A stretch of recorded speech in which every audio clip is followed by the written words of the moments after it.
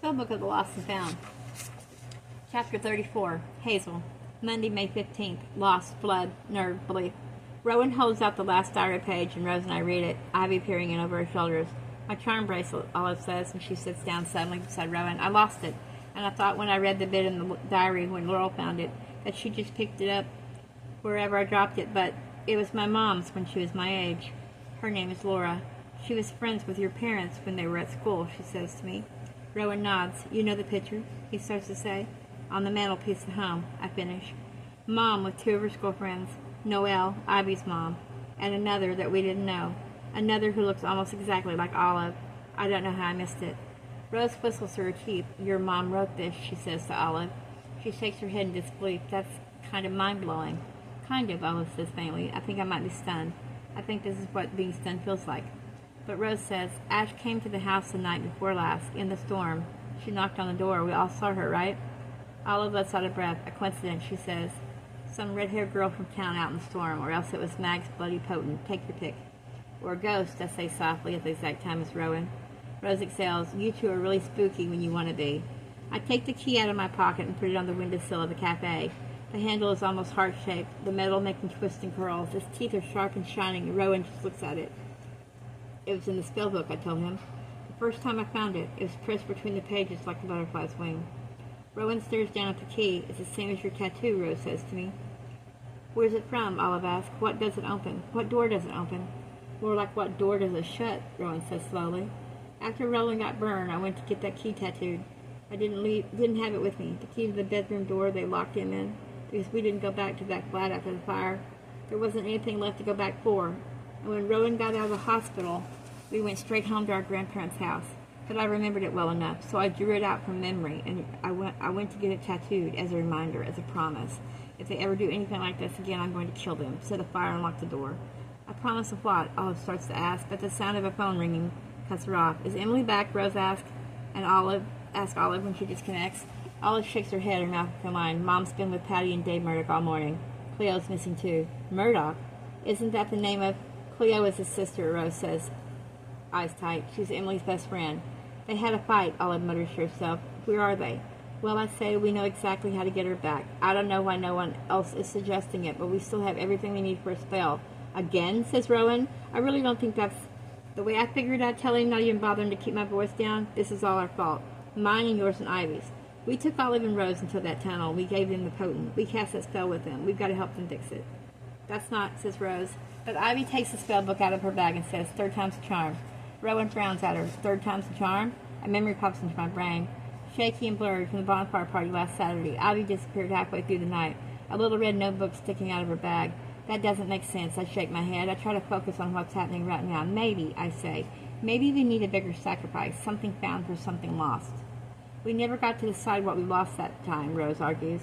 We didn't really believe we were going to lose anything, Olive says. Ivy nods slowly. So much of magic is about belief, she says. Maybe even making an offering. A sacrifice, we decide. Maybe that will work. How do we know, though? Rose insists. Instinct, Ivy suggests. Either way, I say, isn't it worth a try? Rowan's still chewing on his lip. I think he says slowly, that's not the best idea. Maybe this hasn't been the best idea all along. We don't know who wrote those spells. We don't understand them. Maybe we're just messing with things that shouldn't be messed with. And the more reason to make it right, I say. Olive rolls her eyes and sighs. I hate to say this, but I'm with Hazel. If there's even a chance all the spell stuff is even remotely real, it's worth a try. We go back to Oak Road. We grab the lemonade bottle with the last dregs of potent from the house. Out in the development in a bright afternoon, but inside the tunnel it's night. Our words are on the walls, the silver string, the branches and berries, the markers and penknife, the bloody moss. Nobody talks, nobody laughs. Everybody's face is serious. We wet our lips with the last of the potent, and Olive takes a knife.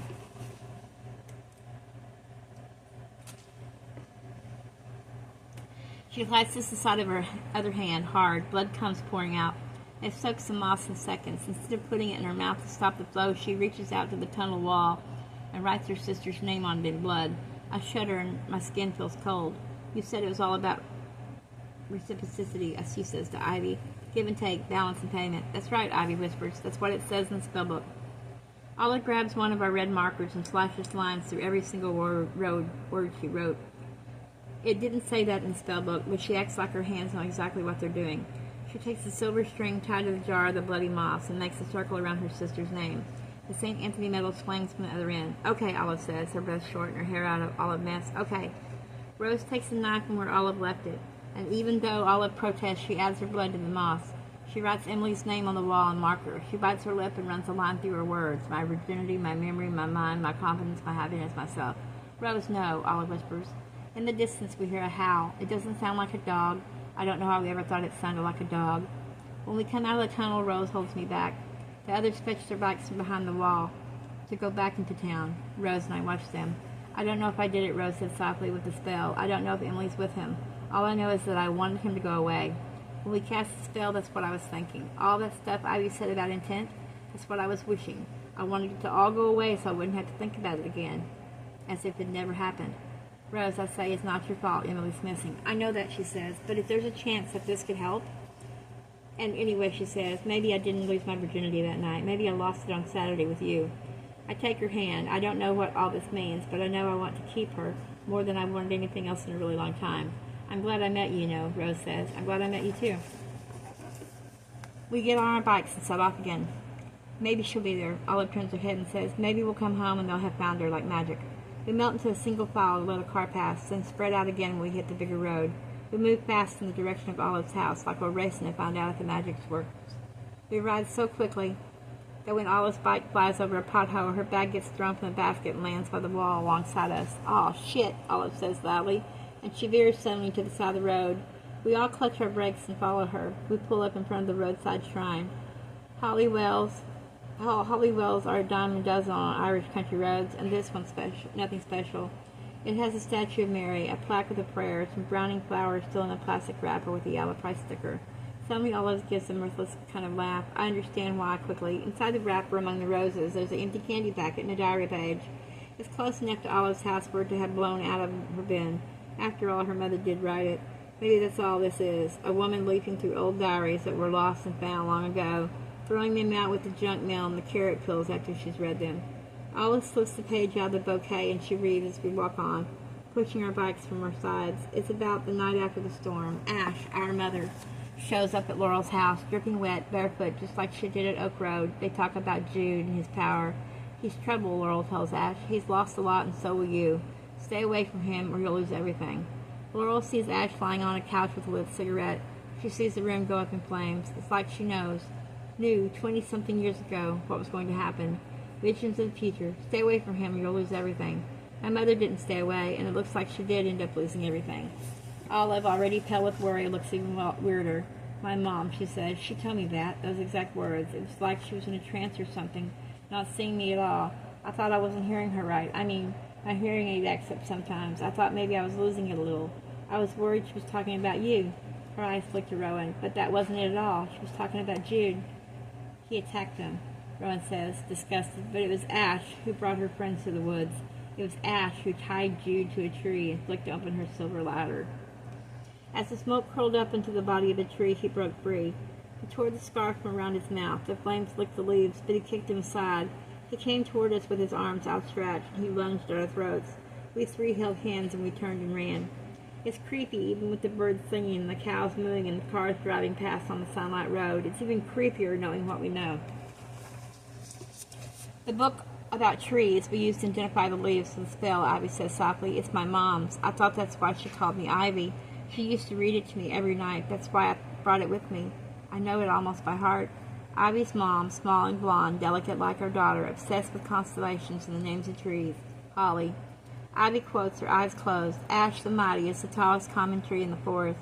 Its branches sprout seeds that look like keys. There is no better firewood than a felled ash tree. It is a close relation to the rowan, or mountain ash, whose name comes from the Norse non, which means charm or spell. It's said that drinking the distilled spirit of the blood-red berries of the rowan tree can make you see the future. The ash, however, boasts no such properties. Although it does have the power of resurrection, after it has been felled, it can resprout. It can grow again. It can resprout. It can grow again. It can persuade two gullible girls that a boy they love is some kind of monster.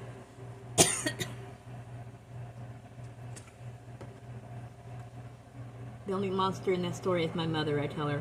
And maybe it's always like monster like daughter. There was no better firewood than a felled ash tree.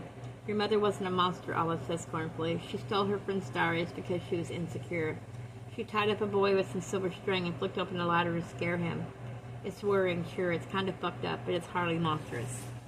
And you're not a monster either, says Rose. It wasn't your fault. None of this was your fault. You weren't there, I say. It pretty much was. I murdered my parents. Now who's the monster? Wait, says Olive. You what? We are standing by the side of the road, holding our bikes up by the handlebars. Cars drive past. I look my brother in the eye and I tell them all of it. He doesn't break my gaze. He hardly blinks. He doesn't say a thing. Olive whistles slowly into the silence. Okay, she says. Okay, that's, I'm sorry, but that's, well, how do you know, Rose then said carefully, that they died? Ivy looks up at her. I don't really know how to answer. I've been carrying this around for so long. I told you, I said. I saw a spark. I saw the fire start, but I still left. I still locked the door. I mean, they could have got out, says Olive in a voice that's trying to sound calm. There was probably another key. Her voice falls when I shake my head. My voice in this skinny ghost town. I didn't mean to kill them. Not really. I told you I swore I'd kill them if it happened again. But I was just so mad. I wanted to teach them a lesson, scare them a bit, maybe. I didn't care if they got scars like Rowan's. I thought they would have deserved it. I wasn't thinking straight. I swear I didn't mean for them to die. Everybody's very quiet. When I blink, I can see flames behind my eyelids. The flames of the fire that burned Rowan. The flames of the fire Ash set under Jude. The flames in the flat lit by my silver ladder. The past repeating itself over and over. But Olive says, still trying to make sense of this, didn't Mag say your granddad heard from Amy? Ghosts don't make phone calls. He's not right, our granddad. He doesn't know who we are anymore. Rose reaches out and holds my hand. After everything I've told her, she holds my hand. Then Rowan finally speaks. You didn't kill her, Hazel. Something about the way he says it stops me short. He looks at Ivy, who nods at him to go on. At least not anymore. Anymore? You didn't need to call her back with a spell the other night, says Ivy. She wasn't a lost thing to be found. She's been found already. What? Ivy and Rowan look at each other. She's been found already, Ivy says, because we'd already cast the spell. What? I ask again. Oh, God, Rose says suddenly. It was you. It wasn't Laurel and Ash and Holly who cast the first spell at the party, because they did that like 25 years ago. But someone had to have cast it this time around. You wanted to know what I was doing with Ivy at the party, Rowan says to me. That's what we were doing. We wanted to get her back, find her again. But then Mag's crossword kept saying things about loss. And we were afraid it didn't work. We thought we'd done something wrong, but it must have worked. Granddad heard from her, Hazel. It must have worked. What? I say again, because it's taken a long time for the facts to hit my brain. None of this is making sense. Mag said Granddad heard from Mom after we all cast the spell in the tunnel. If anything, that could mean our spell worked and not theirs. Their spell. You cast the spell at the party, I repeat Rose's words. But even saying it aloud doesn't make it sink in. Yes, my brother says. He looks at Ivy. Mags had brought a small bottle of potent to give someone, and we both took a couple of sips when she wasn't looking. There's a grove of trees 2 fields over. That's where we went. Ivy thought if we really lost our parents, then maybe the spell could help us find them again. Wait, you knew? You knew what I did? I've been copying and hiding and drinking and forgetting and fucking hallucinating, and he knows what I did? Rowan looks sad. You told me a few days after we ran away. I know you don't remember. I'd never seen you that drunk before. You kept talking about the secret you had and how it was about Mom. Why didn't you say something the next morning once I'd sobered up, I asked, my voice faint. Rowan shakes his head. I didn't know how, he says, for the first few days. Then we got here and I told Ivy what you said, and Ivy said she found the spellbook in the rubble of an old housing development. She said she'd found a spell. It was the only thing I could think to do. I didn't imagine it would actually work. I didn't think it would make us lose something in exchange. I didn't know how to tell you. I just wanted to be able to help, to do anything, something. My mom's on the couch with my silver ladder and lit a cigarette. I leave and lock the door. The cigarette sparks in the spilled vodka my mom had been drinking. The carpet catches fire. It goes up fast. My dad sleeps through. By the time my mother wakes up and tries the door, it's too late. All that's left is charred hair and bare feet and piles of ash in empty rooms. We want to undo it, Ivy whispers. Take that loss and change it and find them again. My mom's on the couch with my silver ladder and a lit cigarette. I leave and lock the door. At the sound of that last click, my mother opens her eyes.